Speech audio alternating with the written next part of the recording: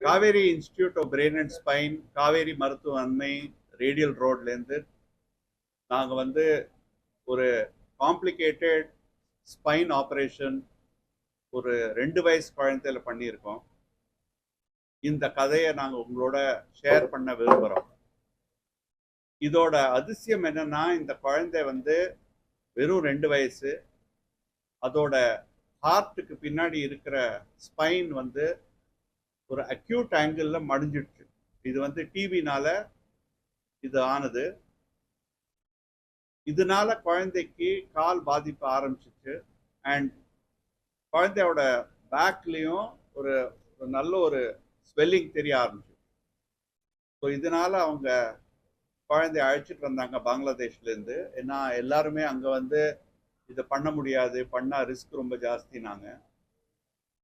இங்கே வந்து நாங்கள் அதை பார்த்து ஃபுல்லாக இவாலுவேட் பண்ணி எங்கள் ஃபுல் குழு, that is surgeons, both neuro surgeon, spine surgeon, எங்கள் ஸ்பைன் டீமே இருக்குது.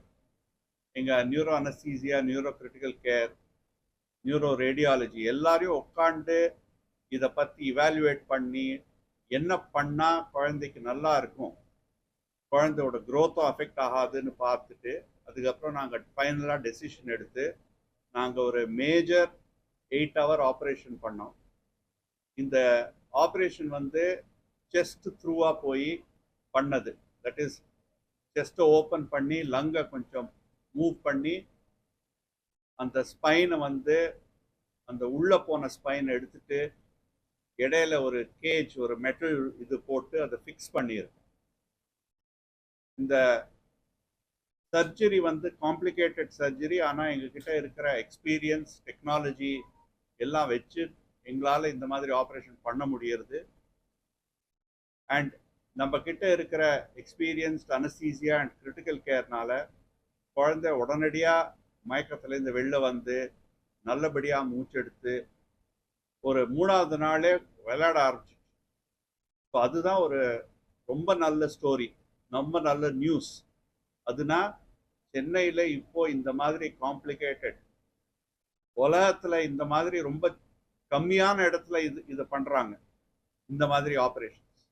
ஸோ நாங்கள் வந்து இங்கே சென்னையில் இதை பண்ண முடியறது, பண்ணுறோம். ஸோ இதுதான் நம்ம வந்து மக்களுக்கு எடுத்து சொல்லணும் இதை பற்றி. ஆமாம், டெஃபினட்டாக பயமாக தான் இருக்கும், கொஞ்சம் ஆங்ஷியஸாக தான் இருப்பாங்க. ஆனால் பயத்தினால இந்த மாதிரி ஒரு ஆப்ரேஷன் சக்ஸஸ்ஃபுல்லாக முடியிற ஆப்ரேஷனை வந்து பண்ணாமல் இருக்கக்கூடாது. ஏன்னா இது வந்து ஒரு குழந்தையோட லைஃபே சேஞ்ச் ஆகிடும். குழந்தை வந்து நல்லபடியாக இப்போ வந்து க்ரோ ஆகி ஒரு நார்மல் சைல்டாக இருக்கலாம் இதுக்கப்புறம். போஸ்ட் ஆப்ரேஷன் வந்து குழந்தை வந்து ஒரு ஆல்மோஸ்ட் 1 hourலயே நல்ல மயக்கத்துலேருந்து வந்து ஒரு 3-4 மணி நேரத்தில் நாங்கள் தண்ணி கொடுக்க ஆரம்பிச்சிட்டோம். அடுத்த நாளே உட்கார வச்சு, குழந்தைய படுக்க வைக்க முடியாது இந்த மாதிரி சின்ன குழந்தையில, சொன்னாலும் படுக்க மாட்டாங்க. ஸோ நாங்கள் வந்து குழந்தைய உட்கார வச்சு நடக்க வச்சு எல்லாம் பண்ணி 3வது நாள் அந்த 4வது நாள் அந்த பிளே ஏரியா, நாங்கள் ஹாஸ்பிட்டலில் டாய்ஸ் ஏரியாவில் போய் அதை விளையாட ஆரம்பிச்சிச்சு. ஸோ அதுதான் போஸ்ட் ஆப்ரேட்டிவ் பீரியட். பட் அதுக்கு வேண்டி நாங்கள் என்ன பண்ணியிருந்தோம்னாக்க, அந்த வலி இல்லாமல் இருக்கிறதுக்கு டாக்டர் பொன்னையா சொன்ன மாதிரி இந்த ரீஜனல் பிளாக், அந்த இடத்துல எங்கே ஆப்ரேஷன் பண்ணியிருப்போமோ அங்கேயே ஒரு பிளாக் மாதிரி கொடுத்து, ஸோ தட் அந்த குழந்தைக்கு அதிகமாக வலி தெரியாமல் இருக்கணும். அதுதான் முக்கியம். ஸோ குழந்தை போஸ்ட் ஆப்ரேட்டிவ்லி ரொம்ப நல்ல ஃபாஸ்டாக ரிகவர் ஆயிடுச்சு. ஃபியூச்சர் லைஃப் நார்மல் ஆச்சு, என்ன வேணாலும் பண்ணும். இல்ல, முதல் முறைன்னு யாரும் சொல்லக்கூடாது, நான் யாருக்குமே தெரியாது. ஆனா ரொம்ப கம்மியான இடத்துல இந்த மாதிரி பண்றாங்க, எல்லா இடத்துலயும் பண்றது கிடையாது. தேங்க்யூ.